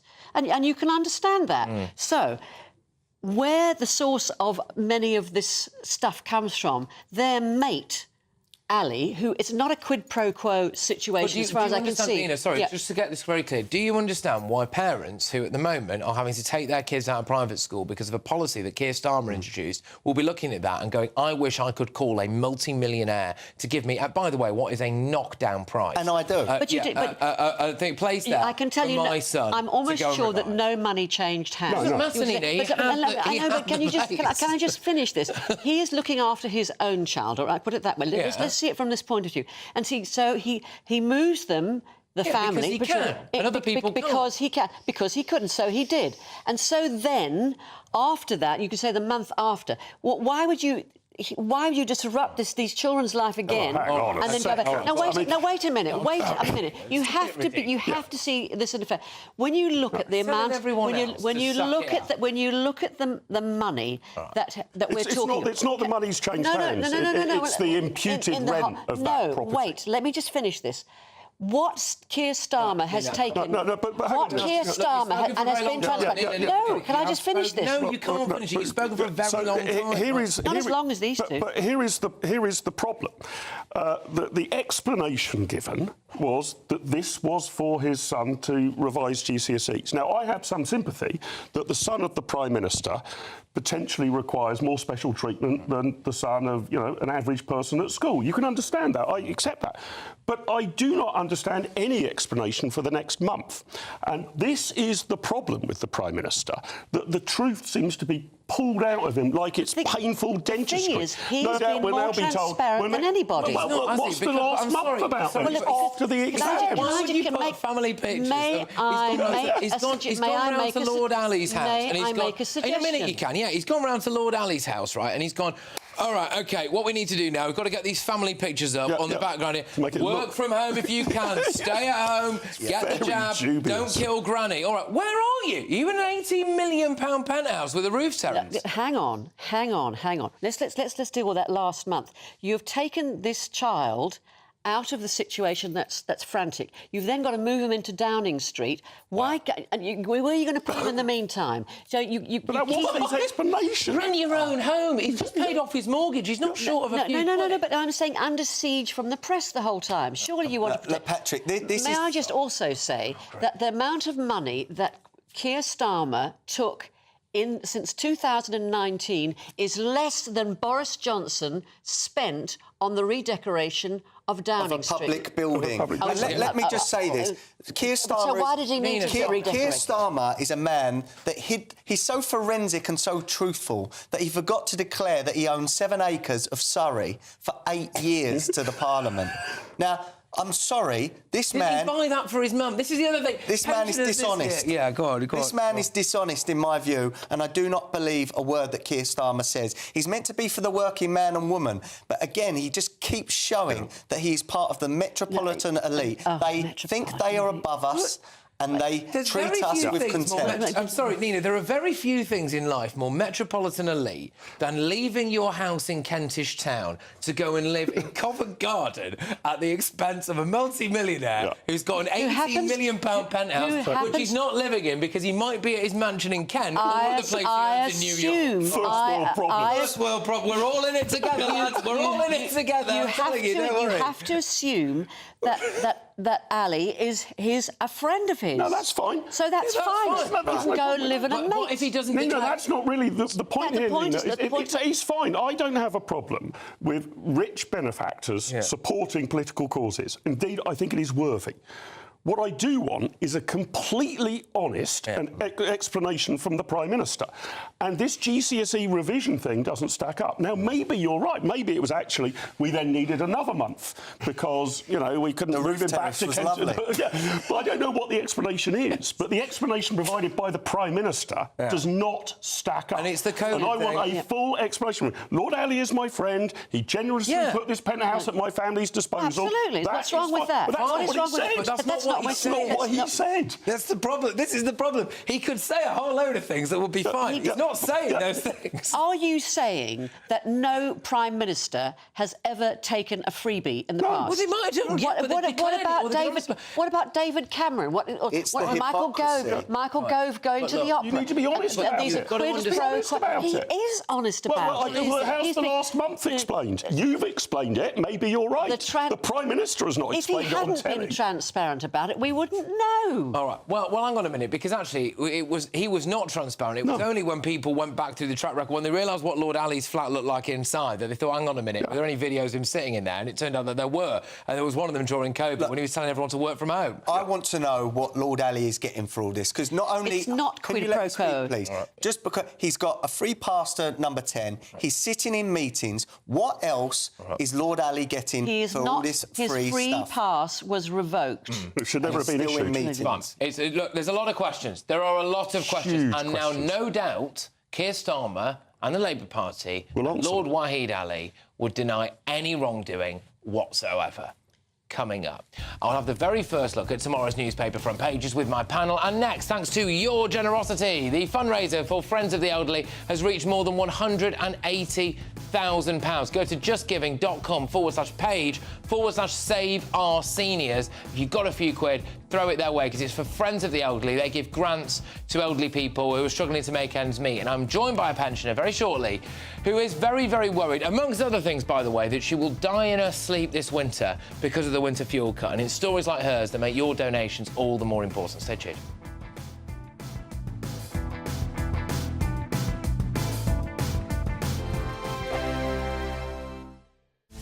This is Britain's Newsroom, where your voice matters. It's just astonishing. With expert analysis and honest opinion, we don't just keep you informed. We bring you unique perspectives you won't see anywhere else. Can't argue with any of that. When the news happens, it happens here. On Britain's Newsroom, weekdays from 9:30 a.m. Only on GB News. The Britain I grew up in was the most peaceful, gentle society that has ever existed. That has been destroyed. Opinion polls show immigration is the #1 concern to the British public. Are you proud to be British? Yeah, I'm ever so proud. My name is Stephen Edgington, and in this documentary, I want to find out how Britain became a nation of immigrants. Immigration, the truth, available at gbnews.com. Every Saturday, 10 till 12, we'll bring you all of the news that you need to know. We'll also remind you that there is so much to smile about. It's my favourite time of the week. I get to relax, enjoy some light-hearted stories, and let Ellie teach me about fashion too. That's Saturday Morning Live, every Saturday, 10 till 12. Only on GB News, Britain's news channel. I'm Jacob Rees-Mogg, and this is GB News, Britain's news channel. This is GB News, Britain's news channel. This week, Free Speech Brighton, a sister group of the Free Speech Union, claimed that they were kicked out of a pub in the city for discussing trans issues in schools. The group booked a room in a pub for an evening of speeches and discussion when they claimed security guards came and asked them to leave after one speaker began to talk about this topic. Now, a clip of the evening was, in fact, posted to social media. Can you give us some background to what happened, what the event was for, and why you booked it? Our normal pub was being refurbished, so about 3 weeks ago I went in and booked a local pub for a meeting, and they didn't ask any questions about what sort of meeting. It was in a back room. It was mainly secluded from the rest of the pub, so I thought it would be fine. But anyway, they didn't ask any questions. They took my booking. We arrived, I set up. The first speaker started speaking, who's a retired teacher who is concerned about trans in schools and how that affects children. But she was talking purely about children. She was not talking about adults who have protected characteristics, obviously. And then towards the end of her speech, I became aware of security guards standing behind me in the middle room. So I went to have a quick word with them and see what they wanted. And they said, we've had a complaint. And I said, what's the complaint? And they wouldn't say. Then they said, will you come and talk to the landlord? So I went to the front of the bar and they indicated this chap was the landlord, but he looked about 20, so I don't think he was the landlord. So I said, I hear you have a complaint about us. Can you tell me what it is? And he couldn't. That sounds very Kafkaesque, as though you've committed a crime, but they can't tell you what the crime is. That's what I couldn't understand, because, you might... Obviously, they can't tell you who the complainant is, but they should be able to tell you what the complaint is. GB News, the People's Channel. The king of breakfast TV is back. That's right. Britain's favourite TV host, Eamon Holmes, returns to Britain's hottest breakfast programme. Breakfast every day from 6 a.m. Only on GB News, Britain's news channel.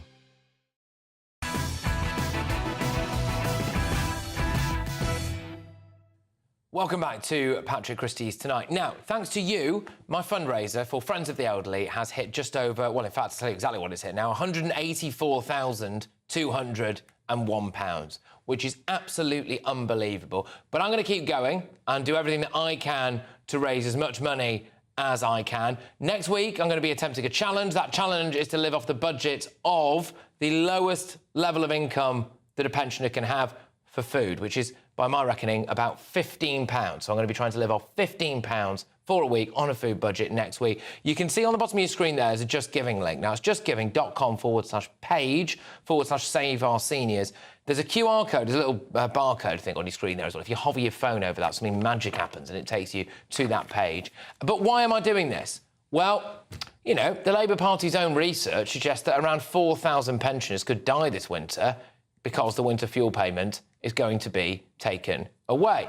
But it's the stories behind the numbers that really matter. And that's why I am delighted to now be joined by Maria Fuccio. And Maria, thank you very much. It's tremendous to see you. I know that we spoke on the phone a little bit yesterday and then today as well. I'm really grateful for you coming on and talking about your issue, because I know that it's not ideal for you. But when you spoke to me, you were telling me about how you were concerned, quite literally, about whether or not you might have an issue in your sleep, because you use, am I right in saying, some kind of mask, and you might not be able to afford to put that on. Could you talk our viewers through that, please? I suffer with sleep apnea, and I stop breathing 11 times an hour. So I have to wear a mask that pumps air into my lungs to keep me breathing. That obviously causes heart failure, strokes, and death. And the problem is that you would have to keep that plugged in all night, would you? And if you lose the winter fuel allowance, you're worried that your bills might be too high for you to do that. Is that correct? Well, correct, and heating, because I don't have any thyroid, so I can't monitor my body temperature. Right, OK. But it's not just that for you, is it? As bad as that is, you also are worried about what you're going to eat. Is that right? Correct. Would you mind just talking us through that a little bit? Because that's the amount of money that you're going to be down every single month could have an impact, couldn't it? Well, I like to eat healthily because I have quite a number of health issues. I look okay, but I do have lots of different health issues. So I like to eat as healthily as I can to help my health along the way. But it will mean that I will start to eat more rubbishy food, more convenience foods. That will put my weight on, which will put more pressure onto my organs and such like. So it's not ideal. All I can see is it's robbing Peter to pay Paul, and there's going to be a lot of elderly people that actually end up in hospital over the winter because of this. Exactly. Now, Maria, if it's all right, could you just give our viewers and our listeners a bit of context about what you've done for a living all these years? I mean, you obviously now don't qualify for this winter fuel payment. And people, I mean, we hear it a lot from some people going, oh, well, you know, all these pensioners, they're all millionaires. They've all got £1 million houses and all of this stuff. Would you mind just telling our viewers and our listeners what you've done all your life? And you know, you don't have to be overly specific, but what your financial situation is now, you know, that you've lost this money. OK, well, I originally started off as a special schools teacher, and there was a glut of teachers, so you couldn't get a permanent job. So I worked in a psychiatric hospital for a year as an OT's aide, and then I got my temporary post as a teacher and eventually qualified as a teacher, but couldn't be interviewed for the job that I was doing because that was the NUT ruling. I then went into daycare for physically handicapped adults and trained as a social worker. Unfortunately, I didn't have a very good marriage, and the stress of that made my health deteriorate quite badly, and I ended up with ME and functional neuropathy dysfunction, and was pensioned off. But I did go back as a teaching assistant and work in nurseries and such like. But because of my divorces, my husband's took my collateral. Yeah, and you find yourself in a situation now where another aspect is that, which is completely understandable. I believe that, you know, you could do with a little bit of help around the house when it comes to just keeping things in order. And that obviously costs money, doesn't it? Yes, is that something that might have to go now as well? Well, of course. You know, you have to cut your cloth according to what you've got. And so that will be... That'll go. I mean, there's a few different issues at play here. You know, there's whether or not you can now afford to put a sleep apnea mask on in the night where you stop breathing 11 times an hour, right? There's food. What are you going to be able to eat? And there's also just the conditions that you live in. But just finally, Maria, I think that the biggest thing possibly is actually what this must be doing to you mentally. And how did you feel when you found out that you were going to lose this winter fuel payment? What's it been like for you as winter approaches? Awful. Because I have had to think what I can wear as well, because of only being able to put the heating on for a couple of hours a day. That also then impacts on mould and mildew in the house. So, you know, if you own your own property, you're in a worse situation. And I'm just tipped over in to pay the tax.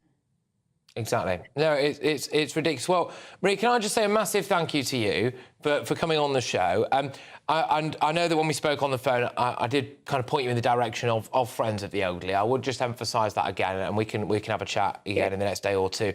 There, I would just urge everyone to go to justgiving.com/page/save our seniors, because all of that money raised will go to Friends of the Elderly, who can offer people grants, they can offer people things like white goods around the house, take them to and from appointments, etc. And Maria, just thank you very, very much. And I want to stay in touch with you over the course of the winter, and maybe beyond as well. Who knows? All right, you take care, Maria. I think, bless it. All right, she's gone. But look, thank you very much to everybody who's donated. Justgiving.com/page/save our seniors. Now, I also would like to hear from you, directly from you, if you are going to be struggling with the winter fuel payments this winter.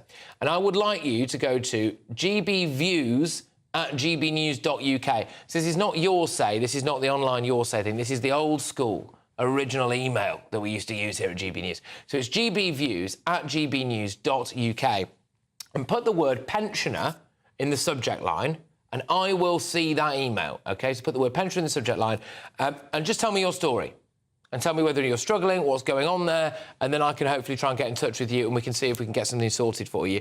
Just one final time, justgiving.com/page/save our seniors. I think it is a stain, really, on this country at the moment that we have pensioners who could be freezing in their own homes and worrying at that stage of life. So thank you very much to everyone who's donated. Coming up, the very first of tomorrow's newspaper front pages have landed. There are some corkers there. I'll be taking you through those. Oh, and David Lammy has made it all about himself again. And I say to the Russian representative on his phone as I speak that I stand here also as a black man whose ancestors were taken in chains from Africa at the barrel of a gun to be enslaved. I mean, he was sitting down at the time, that's a minor point, but all that and much more very soon. Stay tuned. Hi there, welcome to the latest forecast from the Met Office for GB News. Rain for many of us over the next 24 hours, heavy in places once again, but there will be a few clear spells around, particularly in the far south and the far north. As this low pressure sends its frontal systems north, they will stall across Northern Ireland, southern Scotland, northern England during the rest of the day, and that rain will turn heavy at times, especially for southeast Scotland, northeast England, where there is the risk of localised flooding through the day on Thursday because of the amount of rain we're expecting to fall. Further south, showers soon follow the main area of rain, a gusty wind and a mild night to come. A colder night for northern Scotland, where there will be some sunshine first thing on Thursday. Actually, Caithness, Sutherland, Western Scotland, the place to be for blue skies during Thursday morning. Showers, though, will start to move in from the north. Some patchy cloud around through central Scotland, but south of the central belt we've got a lot of damp weather, as well as for Northern Ireland we'll see outbreaks of rain, but the heaviest rain will be affecting North Wales and northern England. Like I say, there's going to be some significant accumulations in places, particularly the North York Moors and the Pennines through the morning and early afternoon. To the south, across parts of the Midlands, East Anglia, the south of England and South Wales, a mixture of sunny spells, but also some blustery showers and some rumbles of thunder as well. These showers are going to be fairly lively, but we've got mild air moving back in, 17 or 18 Celsius, whilst cold air affects northern parts of the country. That cold air spread south during Friday after some heavy rain first thing through the M4 corridor into the M5 as well. Could cause some problems during the morning rush, but that rain does move through, and then brighter skies for many and a chill in the air as northerly winds arrive, so a cold start to the weekend, but Saturday and Sunday are looking much brighter with highs of 15 or 16 Celsius. I'm Christopher Hope. From pop stars to politicians, I'll interview anybody in a pub who's got a political opinion. Join me every Friday on Spotify, Apple Podcasts, YouTube or gbnews.com, or wherever you get your podcasts. This is GB News, the People's Channel. In the GB Newsroom, we bring you the news as it happens. With our team of dedicated journalists across the UK, we're ready to keep you up to date with what's happening every half an hour, every single day. Bulletins here on GB News, the People's Channel, Britain's news channel. We're proud to be GB News, the People's Channel, and as you know, we always love to hear your views. Now, there's a new way of getting in touch with us at gbnews.com/yoursay. By commenting, you can be part of a live conversation and join our GB News community. You can even talk to me, Bev Turner, or any of the members of the GB News family.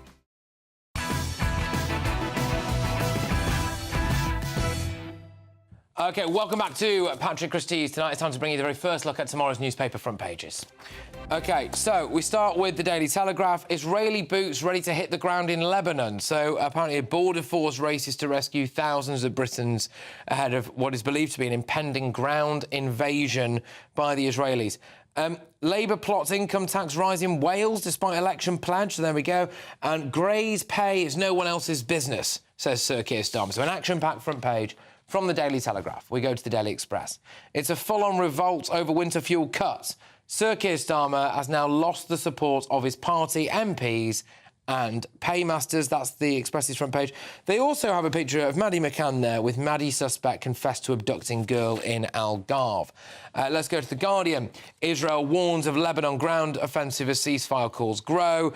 There's also a non-DOMS crackdown may raise no money. And they've got Sir Alan Bates. Alan Bates of the Post Office campaigner has been knighted. So there we go. The UK tells Netanyahu to step back from the brink as Israel prepares for invasion. So there we go. There's lots of the impending, what seems to be they're almost treating it as fact, aren't they, that Israel are about to go into Lebanon by the sounds of things. The Daily Mail, Starmer, the £18 million Penthouse and excuses that just don't add up. They've also got, is Schofield's big TV comeback about to backfire? So there we go. Right. I am, as ever, joined by my wonderful panel. Now, this Israel issue allows me to bring in to play a clip of David Lammy, our Foreign Secretary, who was earlier at the UN, and he was giving his speech, and this predominantly about Ukraine at this moment in time. I'm going to play you a little clip of it. So David Lammy somehow managed to crowbar his race into a speech that he gave at the UN yesterday. He was addressing the Russian representative, and he suggested that his race gave him a unique insight into what Russia is doing in Ukraine. Shall we have a look? But I say to the Russian representative on his phone as I speak that I stand here also as a black man whose ancestors were taken in chains from Africa at the barrel of a gun to be enslaved, whose ancestors rose up and fought in a great rebellion of the enslaved. Yeah, enough about Ukraine. Let's focus on me. I mean, is that not a bit ridiculous, Mark? What do you think? It's quite incredible, isn't it? Look, obviously there's a time and a place to reflect upon how barbaric the slave trade was, but not at a UN meeting discussing Russia and the Ukraine situation. I would have thought the Russians and the Ukrainians and everybody else would be completely perplexed. This should be a tactical, military arena in which the Foreign Secretary should be able to speak in detail and to talk about his ancestry and the colour of his skin. Completely inappropriate for the Foreign Secretary to behave like that on the international stage. Embarrassing. Oh, did you find that embarrassing? I found it completely embarrassing. I think the man is particularly a joke. He's already caused a diplomatic row in the 12 weeks that he's been here. Everything is about skin colour with David Lammy. everything is victimhood and that. It has nothing to do with Ukraine or the conflict. As you said, it's about me, me, me. Let's get all the eyes on me. Let's make this a race issue. I mean, look, God help us with him on the foreign stage, and I'm an atheist. I am so worried what this man can start or what trouble he can cause. Well, I don't see how you can't see the analogy. He's talking about imperialism. He's talking about one nation enslaving another nation. What is Russia trying to do? It's trying to engulf Ukraine. He's talking about something very 300 years ago. No, it's not torturous. Yes, but then this is, you're not black, so you don't know how very real that is in your heritage. I might identify as being black. How do you know? Oh, for heaven's sake, don't joke about it. I mean, that's ridiculous. I will make the point, though. I mean, to be fair, look... I'm not Ukrainian, but I can empathise with what's going on in Ukraine. Well, exactly. What's the point of that? Was there any point? There is a point in saying that what Russia is doing is trying to engulf and take over and enslave Ukrainians. There's no comparison to the slave trade. There is a comparison. The slave trade wasn't about invading a country and trying to take it over. Putin's not trying to convert the Ukrainians into slaves and send them around. He is trying to make them Russian. He's trying to turn Ukraine Russian. He's trying to increase the Russian state. Fine. They're both bad things. And you say Ukrainian. My father went to Lvov University, and when he was there, it was part of Poland. It is now, then became Russia. It's now Ukraine. So I know all about that. Don't you tell me about what Russia can do and can't do with Ukraine and enslaving people. Nina, I think people understand that. I think what people are maybe worked up about is the idea of whether or not David Lammy needed to make that comparison. Because of course he did. To me, it screams of somebody who has spent quite a long time in their political career in opposition and making points about identity politics. This is exactly right. And now he's in a position of power where there is a war in Ukraine, which is what he was supposed to be talking about. He was talking about it. In a roundabout way. And the potential for this Lebanon issue and he's fallen back on, look at me, I'm black. The thing is, people have noticed it. These are detailed and highly technical issues. Now, the Foreign Secretary could go around pointing at things and saying, this is bad, this is bad, this is bad, and the slave trade was bad. Yeah. But that's not exactly the height of international geopolitical diplomacy, and let's remember, Britain ended the slave trade. Our country campaigned to stop that around the world. For him to bring this up at such an important meeting about Ukraine, about the conflict, I think is embarrassing. And the rest of the world would have been just completely confused by what he was saying, rolling their eyes. Yeah. Well, I'd like to see headlines around the world if there are people, but it will make people notice it, make people think, because what Russia is trying to do is to expand the state back to where it was. And that's exactly what we should fight. It's nothing to do with the slave trade. It's imperial. You're talking about imperialism. OK. All right. I mean, look, hey, there we go. I mean, that is something that a lot of people did point out earlier today and say, was it... with the plight of people in Ukraine and with the plight of things that are going on, I just wondered whether to make it all about him was a little bit narcissistic. That was one paragraph in a much, much longer speech. OK. And and if it made He's allowed one narcissistic paragraph per speech. And if it made people sit up and take notice, all the better. It has made headlines. In a bad way. It has. Well, there we go. Talking of headlines, we'll have some more for you very, very shortly. So let's go. And we'll have the rest of tomorrow's newspaper front pages hot off the press. Oh, and can you tell me, please, what is going on here?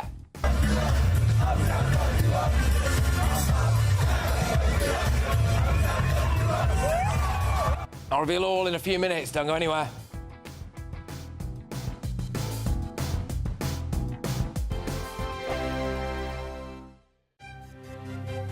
GB News Breakfast. Every day from 6 a.m. Michael Sheen talks about how he was wearing false teeth and wigs and whatever else to play this part. How's it gone down over that side of the pond? I mean, I have to tell you, I absolutely loved it. I'm seeing everybody else there. They think it's a hoot, but Ben and Anne, It is very funny, and you walk away from it thinking that was great television, but is that appropriate when you think about the fact that it's associated with Jeffrey Epstein? You know, after it was over, I thought I'm going to say good things about this, but the further I get away from it, the more I think, but what about these women that were violated by Jeffrey Epstein when they turned on the television? Were they laughing? Did they see the humor in it? Or are they horrified that it's become a joke? The dialogue seemed very stilted and expositional, I thought. But then you think, well, that's clearly what they were trying to achieve. And it wasn't a documentary, it was a drama. And some bits were clearly made up. Absolutely. I mean, when you watch the princesses crying, when you watch the princesses making decisions behind the scenes, it's very compelling television. And you have to remind yourself, similar to The Crown, that you are watching something based on a true story, but has been greatly exaggerated for entertainment value. And I initially thought, oh, this is horrible for Prince Andrew. And it is. It is. But at the same time, I think that sometimes these pieces make the royal family a little bit more relevant. They introduce people, they introduce new people, and people are now watching them a little more closely. And I think it's a double-edged sword. It can be both things. It can be bad. It can be good for the royal family. GB News, the People's Channel.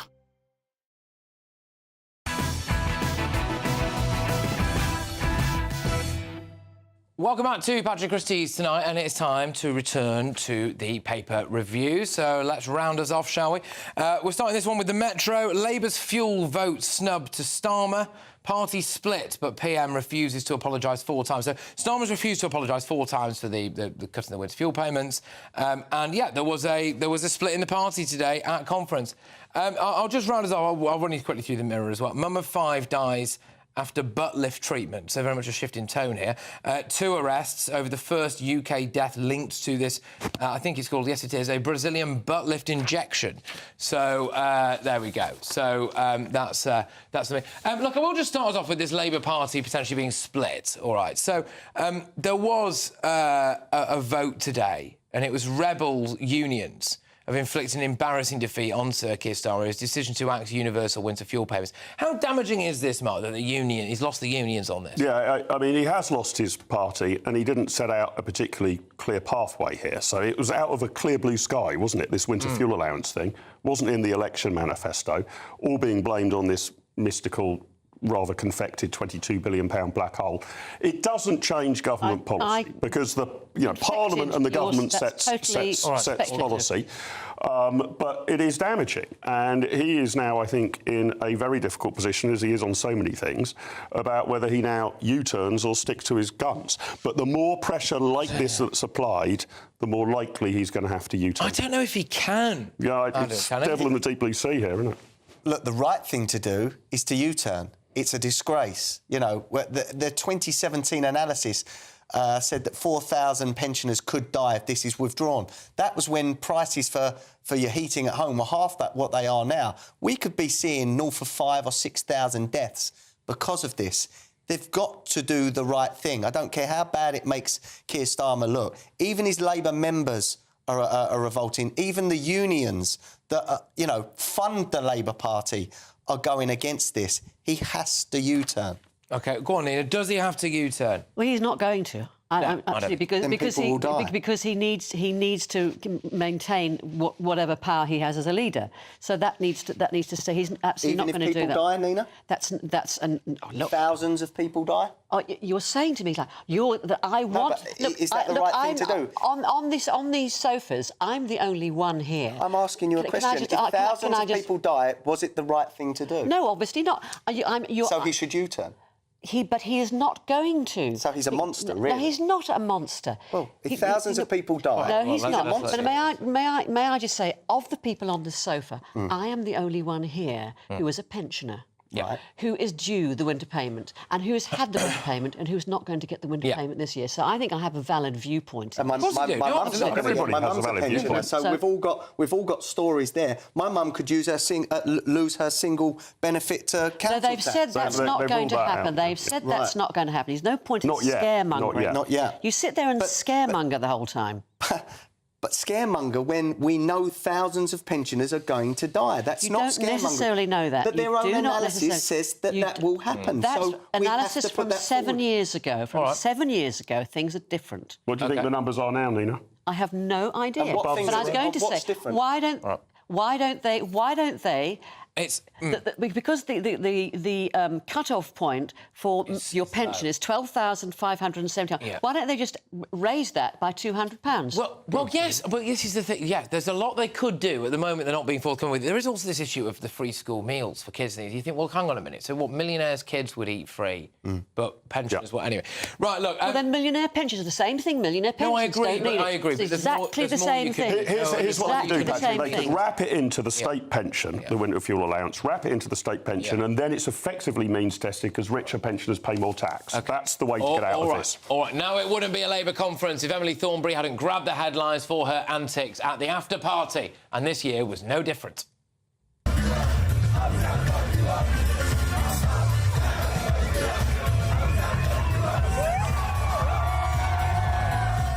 Yep, well, there we go. So that was Labour MP Emily Thornberry dancing, or rather, maybe grinding is how you describe it. It's not even twerking. I mean, it's not even well, where twerking. Is twerking on that scale? I think grinding's before twerking. No, but twerking, I mean, I don't think any physical contact was made there. I don't think anyone's accusing her of sexual assault, Nina. That's not what I'm getting. Let's be honest, that's something you can never unsee.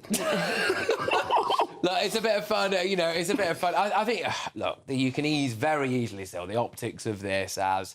Yeah, but you can say... I'm not here... I don't think anyone who regularly watches or listens to the show will think that I, going particularly soft on the government at the moment, but you could make the point that whenever any politician does anything that involves them having a smile, that how dare they smile whilst, and so I don't think it's the end of the world, but there we go. Right, OK, we've just about got time for today's Greatest Britain in Union, Jackass. So, Mark, who's your Greatest Britain? My Greatest Britain, slightly quirky one for me. This isn't heroic, really, but it is interesting and wonderful. Jackie Leake, 58-year-old grandmother from Warrington, all over the papers today because she has a 3-stone giant tortoise called Mr. Miyagi that she takes walking on holiday with her, big tourist attraction around town. The tortoise is likely to live to 120, so she set up a trust fund to look after it when she has died. Wonderful woman, and I've nominated her because, at last, a bit of English eccentric behaviour in Starmer's boring Britain. All right, go on then, Adam. Slow news there, yeah? Right, so mine is actually Labour members. I never thought I would say that. It's the Labour members that voted against the cut to the winter fuel allowance. They've been brave, they've stood up, and hopefully it will cause a U-turn. All right, OK. Go on, Nina. Richard Branson. Today he's announced the setting up of a dyslexia course at a free-to-access with the Open University to help dyslexics and to allow them to be more creative and their divergence and to make the most of their talents and their differences. OK. Because he's a very famous dyslexic. There are many, many dyslexics. So he is dyslexic. I was going to ask that. Yeah, absolutely. Very severely dyslexic. Right. And in the old days, people used to call dyslexics thick, and that was the end of it. Absolutely, absolutely. Right, OK, I'm going to have to pick this live on air now. I'm going to go for... Oh, this is a really tough Richard one. Branson. Tortoise. The tortoise. Oh, come on, Richard Branson. You know what? I regret that. Anyway, Richard Branson. Let's go for Union Jackass. We're going to have to be quite quick, sorry. Andrew Wood, who goes by the pronouns he, him, and he is the civil servant who is the head of Office for Value for Money in the government. They're recruiting more people. This is going to be like the Office of Tax Simplification. More and more money is going to be wasted. He's going to need more and more bureaucrats. Few seconds. Mine is Keir Starmer for the lies and the hypocrisy. All right, he would deny. He's a liar. OK, go. Nicola Peltz Beckham married to Brooklyn Beckham, who has dyed her 2 dogs pink, which is absolutely an outrage. No respect for animals. Humanity. Do you think the other dogs in the park have a laugh at them? Do you reckon? I guess. When the dogs go on, she's dyed you pink, mate. You know what I mean? Anyway, right, OK, I'm going to go for that, actually. That is ridiculous. Dyeing dogs pink, I think, is for want of the best phrase, a red line for me. So there we go. Right, thank you very much, everybody. It's been an absolute pleasure this evening, I must say. Headliners are up next for a more detailed look at all of tomorrow's newspaper front pages. I implore you, please, if you can, go to justgiving.com/page/save our seniors, a little barcode there for you to go and try to donate to Friends of the Elderly. Let's save some lives this winter. See you tomorrow, hopefully.